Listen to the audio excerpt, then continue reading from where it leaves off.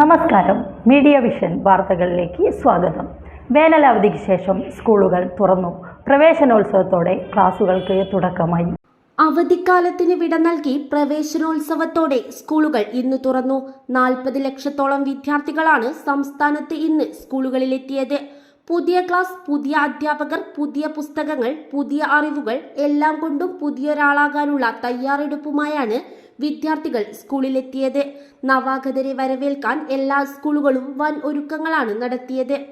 Kayanna government UP സ്കൂളിൽ നടന്ന പ്രവേശനോത്സവം വിദ്യാഭ്യാസ standing committee chairman KK Narayanan ഉദ്ഘാടനം ചെയ്തു. ചർച്ച ചെയ്ത് ഗ്രാമപഞ്ചായത്ത് ഏറ്റവും നല്ല വിദ്യാഭ്യാസം നമ്മുടെ കുഞ്ഞുങ്ങൾക്ക് നൽകാൻ ആവശ്യമായ സംവിധാനം ഒരുക്കുന്നുണ്ട്. എല്ലാ സ്കൂളിലും ഇന്ന് പഠനം ആരംഭിക്കുക. ഇന്നിപ്പം രാവിലെ DYFI കായണ്ണ മേഖലാ കമ്മിറ്റിയും INTUC ഓട്ടോ തൊഴിലാളികളും Kayanna GUP school, Mattanode AUP school, Cherukkad Krishnavilasam ALP school എന്നിവിടങ്ങളിലെ വിദ്യാർത്ഥികൾക്ക് പഠനോപകരണങ്ങൾ വിതരണം ചെയ്തു. പേരാമ്പ്ര ഗവൺമെന്റ് UP സ്കൂൾ പ്രവേശനോത്സവത്തിൽ ഷാജിമ ടീച്ചർ ബോധവൽക്കരണ ക്ലാസ് നടത്തി. ആരോഗ്യം ഇന്ന് ചെറിയ ക്ലാസ്സിൽ പഠിക്കുന്ന കുട്ടികൾക്ക് വരെ പ്രമേഹം പോലുള്ള അസുഖങ്ങൾ വരുന്നുണ്ട്. വ്യായാമത്തെ കുറിച്ച് നല്ല ധാരണ കുട്ടികൾക്ക് ഉണ്ടാവണം.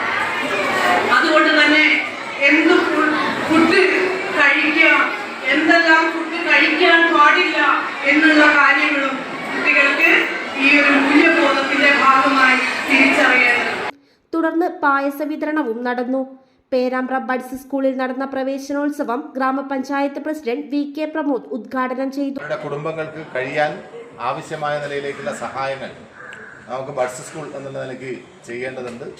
അതിനിടയിൽ സ്വാഭാവികമായും ചെറിയ തെറ്റുകളും പോരായ്മകളും ഒക്കെ നമ്മുടെയൊക്കെ ഭാഗത്തുനിന്ന് വരാൻ സാധ്യതയുണ്ട്. ആ തെറ്റുകളും പോരായ്മകളും ഒക്കെ നമുക്ക് തിരുത്തി കുറ്റമറ്റ രീതിയിലേക്ക് നമുക്ക് നമ്മുടെ സ്ഥാപനത്തെ വളർത്തിക്കൊണ്ടുവരാൻ വേണ്ടി കഴിയേണ്ടതുണ്ട് എന്നാണ് ഈ അവസരത്തിൽ സൂചിപ്പിക്കാൻ. News bureau, media vision.